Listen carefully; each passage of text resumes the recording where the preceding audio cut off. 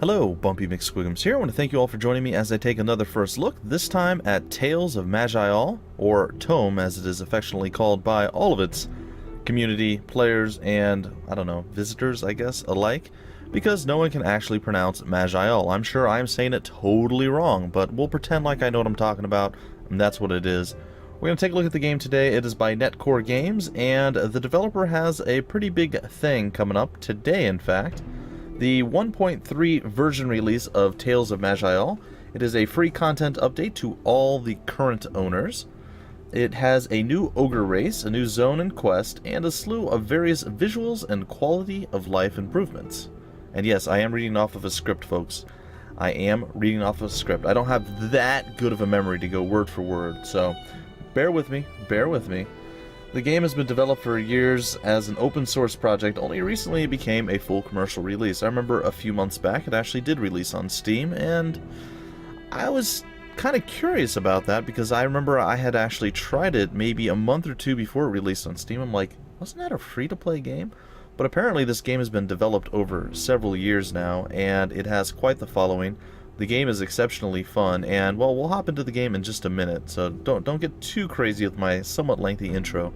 The reason I bring all this up is, well, the version release is actually today, so it's kind of a big deal. If you had played it and you wanted to come back to it later when I had more content, now is your time to do so. In addition, it's going to be going on sale on, they said, 3 of their major distributors. I'm not sure which 3 they are. I did check, and they are on Steam, Desura, and Gamersgate. I don't know if all 3 of those are going to go on sale, but if I had to guess, those would be the 3 biggest ones I know of, and possibly their website as well. Either way, I'll link everything I can find in the description of the video down below, and hopefully you guys will be able to find some savings on that. They do have a DLC, as you see up here in the top left corner, the Ashes of Uruk, which is pretty cool. I haven't actually got to play around with it yet, but I did get this actually sent to me by the developer, and I have played around with it actually for quite a few hours over the past week, and I am really enjoying the game, so I have absolutely no qualms about covering it this week as a first look. In addition, I will be covering it on the weekly runs this week as well. So if you like what you see and you want to see more, well, hopefully I can give you more and not die horribly in the process, at least not too quickly, on the weekly runs. So, with all that being said, let's hop into the game and get started. We're going to do a new game. And into the game we go. Ashes of Uruk, Tales of Maj'Eyal. Here we are at the birthing screen, ladies and gentlemen. And at the birthing screen, you must grab and squeeze and push and breathe. Oh, no. Actually, you don't have to do any of that stuff. Just a few clicks, and you can be on your way to starting. There are apparently more campaigns available. I have not unlocked them, as you see. I am at the main basic campaign. You can change between male and female. There's your avatar off to the side. And in addition to all of that, you have 3 different difficulties at the start of the game, and you get to unlock 2 more. In addition to that, that's right, there are several options here available to you. You can have the easiest experience of your life, as I struggle on the word easiest apparently for whatever reason, or maybe it was experience, I don't know. Either way, you can go with exploration mode. Exploration mode basically means you can do full respecs of your talent trees, you can explore whatever you want. If you die, it's not permanent. It's just easy, casual, relaxed play to see what the game has to offer if you want to go through all the story parts of the game without having to worry about failing at any point. This is the way you can do that. In addition to that, you have adventure mode, which will provide you with a limited number of extra lives, and you can use it however you see fit. I mean, say you only go to a certain point, and then you start to struggle a little bit, and then you get past that point, and you know you're going to be better. You can maybe go with this mode so you don't die in, one time, and that's the end of your game. Whereas in roguelike, it's permadeath, just like you would expect in most roguelike games, where you go in, you mess up, you die, and then you're sad and you start over. That's how the game is intended to be played, but that's not for everyone, and I can understand that, and it's nice that they give you options. I am, of course, going to play like that. I feel that is the way the game should be played. I know what character I'm going to make, but this, I believe, not this, I'm sorry, I unlocked that. The Cursed, that's me. I unlocked the Curse because I'm a hero. The Doombringer is the thing that was unlocked with DLC. You can unlock, I believe, all of the classes and all of the races by either playing the game or through the DLC, or a combination of both. So, That's just kind of, you know, you start with a decent supply of things you can play as you see here. Most of it's unlocked, but there's still obviously 3 races that are locked. There's a group of elves that are locked, and there are several classes that are locked all throughout here. So, that being said, let's get started because you guys want to see some gameplay, and it's already been quite a bit of time with me rambling on about stuff. So, you're going to go with the Dwarven Berserker. We'll call him Dwarfy Dave. Sure, why not? And we will start. And we will go to the level up screen, and here it is. Every time you level up, you can come to the screen and start distributing some, well, various points, we'll say. Alright, I'm going to go with 1 strength stat increase, and you guys can take a look over in this section. Anything I hover over, it will showcase what those skills do. I'm going to go 1 in dexterity. I'm not sure if it increases my chance to hit with all weapons or only the light and ranged weapons, but it does say it also increases my ability to avoid attacks, which I would assume are all attacks. So I'm going to go 1, 1, and 1 for my stats that I can allocate. I have 2 class points. I'm just going to throw them into these 2 skills. Again, my goal is not to let you guys focus on all the ins and outs and everything precise right now. It's to show off some of the gameplay and let you see what the game is all about. I'll get a little bit more in-depth on the weekly runs this week, so look for it there. I'm going to go with the weapon mastery because I want to hit harder and kill things quicker. So, that's that. Let's get going, shall we? Welcome, Dwarfy Dave. You are a member of the proud but secretive race of the Dwarves. Hailing from the Dwarven Empire of the Iron Throne, you have been sent to investigate the old fortress of Reknor, which has been overrun by orcs. Upon arriving, most of your team got killed, and now you must crawl back to the Iron Council and report what you saw there. Only you and Norgan, a fellow dwarf berserker, has survived, but the orcs will not let you go easily. You have sworn that once you reach the Iron Council safely, you will take on a life of adventure, looking for fame and treasure of old, away from all those orcs. Alright, and there we go.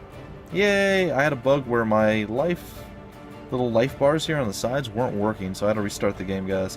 I don't know if you guys noticed the cut at the beginning, but that's what happened.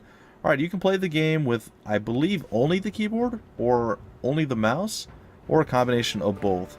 Alright, it actually already moved all my skills where I wanted them, so there we go. I'm going to be doing a combination of both, in case you guys are curious. I am also probably going to switch to the Great Maul, because I believe it's it's a two-handed weapon.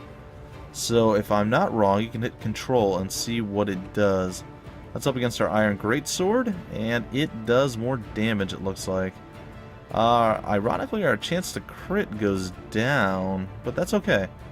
I think overall it's better, so we're going to equip that. And there we go, now we have a mace. One of the things I really like about this game is the fact that all the character models get updated with the gear you're currently using. Alright, so we're going to go out slow style over here, and we're going to bash this thing down to death. And then we're going to get over here, and we're going to charge this guy. And then we're going to use our stunning blow and kill him, and there we go. We're now looking pretty good already, and I think this sword might even be better than what we're using right now. In fact, it is on all fronts by a pretty large amount. There is nothing better about the Maul, so immediately we got the mana-burning Iron Greatsword of Massacre to replace our previous weapon. Now, the animations are, well, they're pretty lacking in animations, but again, you have to remember, this was a free game developed over years by a small team. And they never thought it was going to be anything but a small game, and well, the community has made it so it's actually something they can make a little bit of cash off of, and that's really good. After all the hard work you put into something, even if it is a pet project, you would always like to be reimbursed for the time, energy, and effort. I think they did an excellent job. So we're going to open up again and take a look here, and 3 defense and 7 armor. It looks like it's better overall versus the 2 defense and 4 armor. So yes, it is quite better. Our fatigue is going to go up a bit, but I mean, it's plate armor, so you would expect that, right? Alright, so me and my dwarven buddy over here, was it Norgan? Yeah, me and Norgan, we're just cruising through the halls here. Just wrecking fools and making them weep. Oh, he's firing an arrow at us. Let's close the distance and take him out. There we go. We can wait if we just click on ourselves. So they have to close with us. And I guess he took care of the other little rat. There are some wormy worms coming at us. We'll take care of those. And we'll drop the rest of them. Now, one of the cool things is they were pretty intuitive with a lot of their design features. It's going to look weird when I finally use it, but they have an ability that sometimes you'll get to the point where you have most of the map explored, but there's a few places you haven't explored. They actually have a button that will auto-explore maps for you, or auto-move you around the map. Let's pick that up, shall we? If you guys are wondering how I pick stuff up, I move over on top of it and I press G to pick it up. You can also, I believe, right-click to pick stuff up as well. Alright, there we go. We stunning blowed him and we charge attack the other guy. And you move really quick, by the way. As you guys can see, wherever you click, you're going to run to. Now, if something comes up into your way, or your path is blocked, or whatever the case is, it will stop your movement. However, otherwise it will not, and you will be able to move as far and as fast as possible. So, moving around in the game is actually quite easy, but, again, does it look the nicest running around with the little bit of animation they have? Probably not, but in reality, most people who play roguelike games, like myself and, well, pretty much most of the people that I've talked to, graphics is never the hugest of deals with it. It's nice to have good graphics in any game, I would say, but it doesn't really detract from the game if it doesn't have the state-of-the-art graphics, so why even bother with it, right? Why even bother? I think they've done an exceptional job with what they have here. For such a small team, I mean, there's a lot of different textures and just things here, so I'm all for it. I believe that was a back piece we just picked up, so let's see if we can equip that as well. Yes, the thick linen cloak, it will give us additional armor and defense, and some cold resistance as well. So I'll left click and wear that. There's probably an equip button, but I have absolutely no idea what it is because I'm bad at button commands. This is a pretty cool item here too.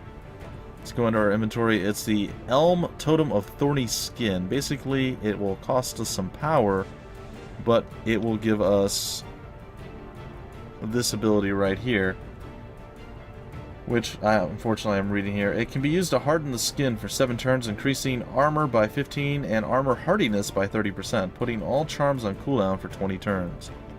Well, there you go. That's exactly what it does. Alright, you can rest in this game. Say you're hurt, you hit R, and it's almost instantaneous. Like, the streamlinedness of this game is phenomenal. I like just about everything they've done with this game. The controls can be a little bit weird, and some of the mouse clicking, some of the pathing's a little bit off every once in a while. But overall, I mean, they've done a fantastic job, and like I said, I've spent several hours of this, or with this, since I've gotten it, and I even played it a little bit beforehand, and I just never really had the time, due to all the other things that I cover on the channel and the commitments I had to that it was actually really cool that the developer reached out to me and actually gave me a reason to put some time into this game, because, quite frankly, it's really fun. Alright guys, we've explored a pretty large portion. I know the map up here is pretty small. See, I think I can open it up larger. I don't remember how, though. I apologize. There we go, middle mouse. So, as you see, I can move my mouse around over here on the map, and it will move in the background to wherever that's at. So we've explored most of the map. So what I'm going to use now is the Z or Z key. And apparently that did not do exactly what I wanted it to do, because there's a creature right next to me. Alright, so see, we'll just start exploring places that we haven't been on the map. And we'll auto-move there, and if there's an enemy or a piece of loot or the staircase down or up, it will actually stop you. So it's an easy way to make sure you explore the totality of the map. And the way you know for sure whether you've explored the entire map or not is the fact that it will stop you at the entrance and or exits, and that be the only place it will go from there once you have the rest of the map explored. So like I said, a lot of really cool and intuitive things with this game that they've just added. It's really well done. Alright, we're going to go into our inventory. We got a rune of some sort. It is a rune of infusion, wild infusion. Resist 14%, cure physical. Let's see, what does it do? Activate the infusion to cure yourself of one random physical effect and reduce all damage taken by 14% for 5 turns.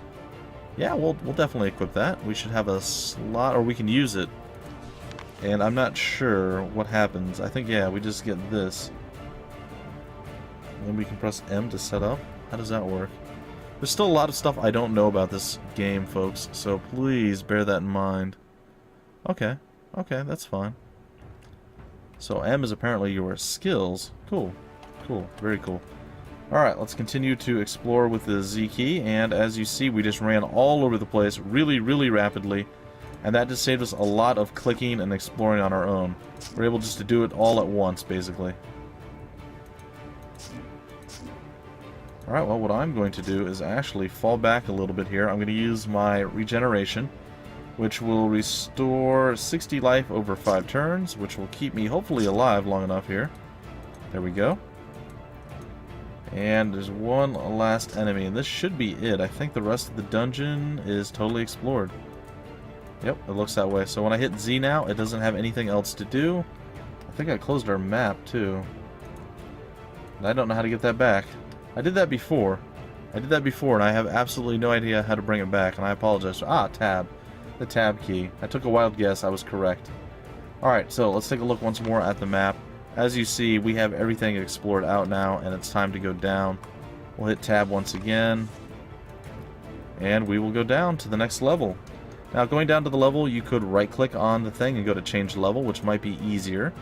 Or you press shift, basically period, or comma, and it will go down if you're using the keyboard commands. Just something so you guys know what's up. Alright, well, we're a little bit stronger. We did level up, but I haven't actually allocated my points yet. That is not ready to go. There we go. Why don't we do that now? Right here is the level up button, so we will click that. We get 3 more stats. I'm going to put 2 into strength, 1 into constitution. We have a class point that we can add. I think I would like to add it to... I think I want to add it to my stunning blow, actually. It'll stun him for longer and do more damage. So there we go. In addition to that, I'm going to get the technique of vitality, which will allow me to recover faster from poisons, diseases, and wounds.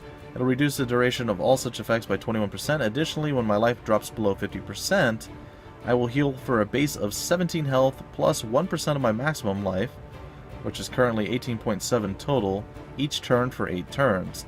This effect can only happen once every 15 turns. It's a passive ability, so it's kind of like, I don't remember, it's been so long since I played it.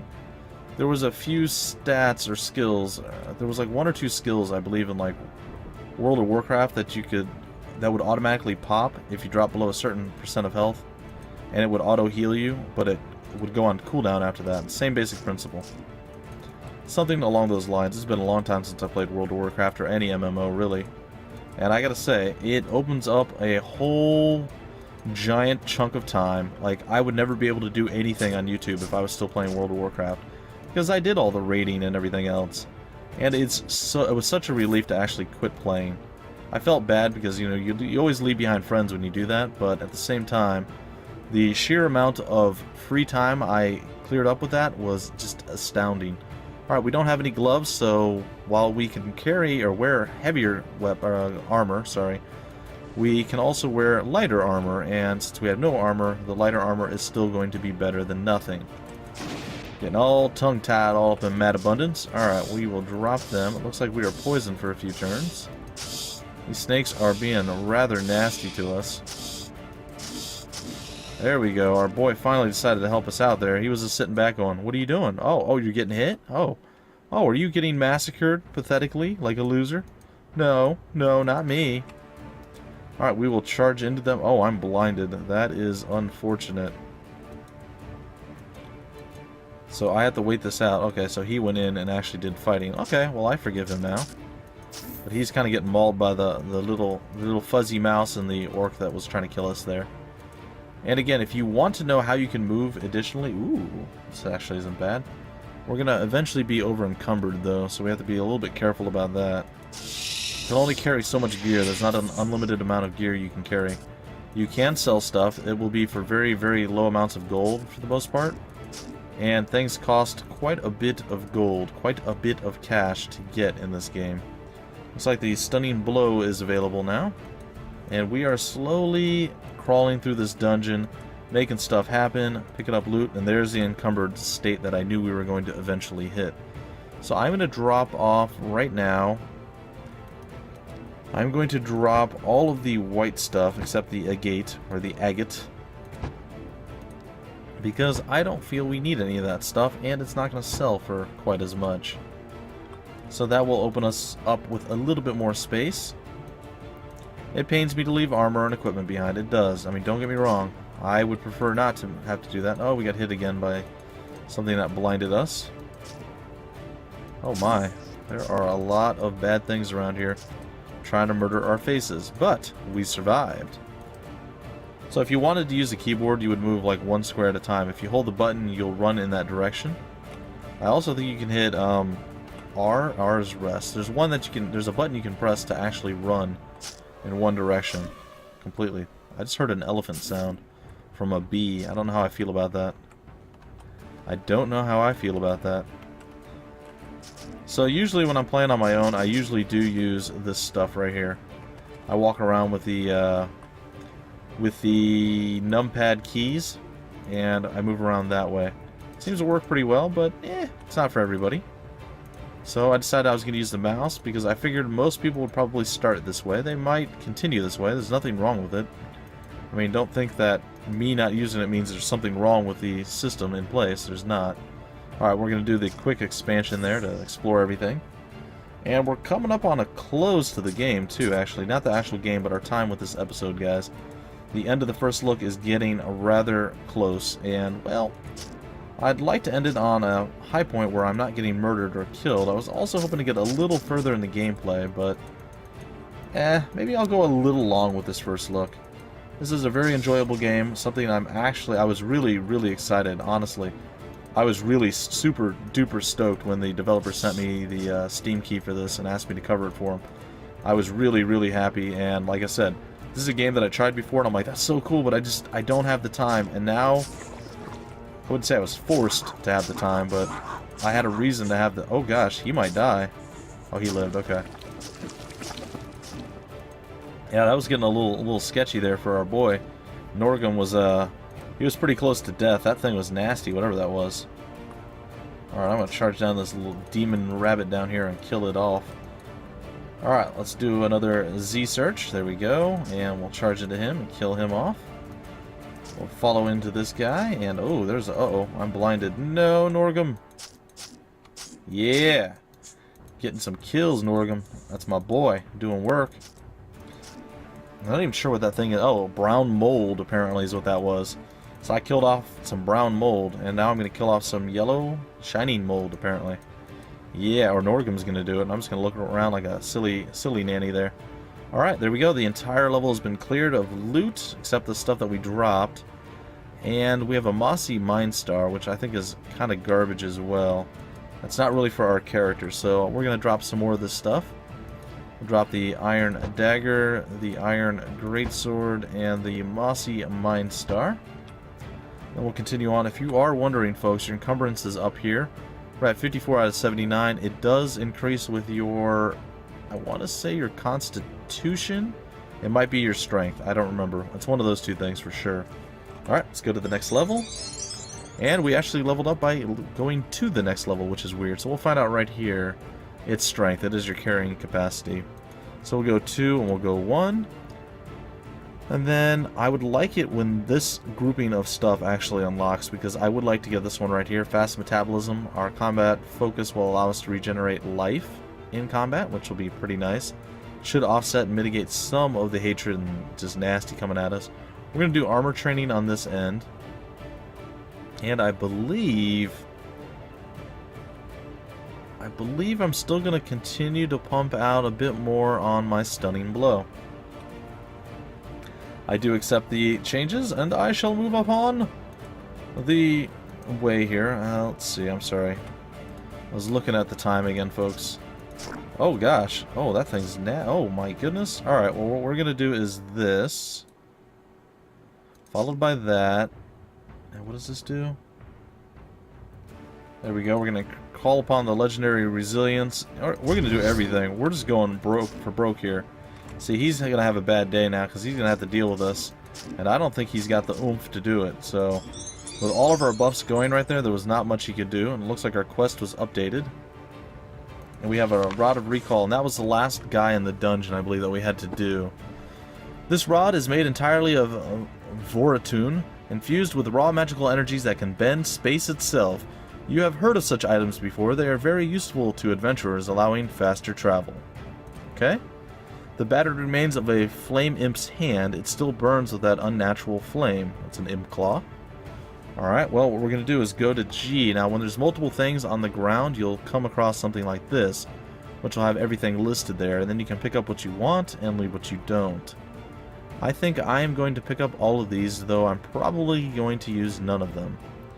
We found a rod recall. We can get out of our current zone if we were so inclined. I am not so inclined.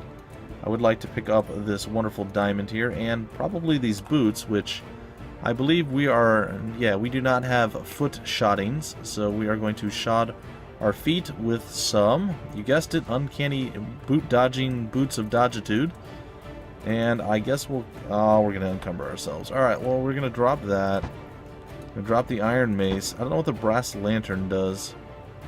I'm going to see if I can wield it. I don't know where it would go. Oh, went right into my, right into this slot. I don't even know what that slot is. It doesn't look like it took anything away from me, though, so that's good. Cool. Cool, so we left two things on the ground there. We have another, ooh, a brass lantern of health.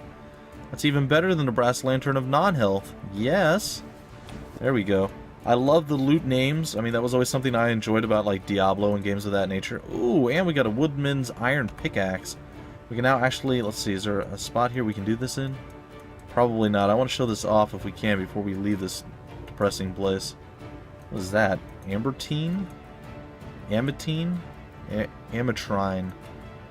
Alright, we'll get the, oh, the flaming iron war axe of, ugh. I kicked my booty. Alright, we're going to drop this brass lantern.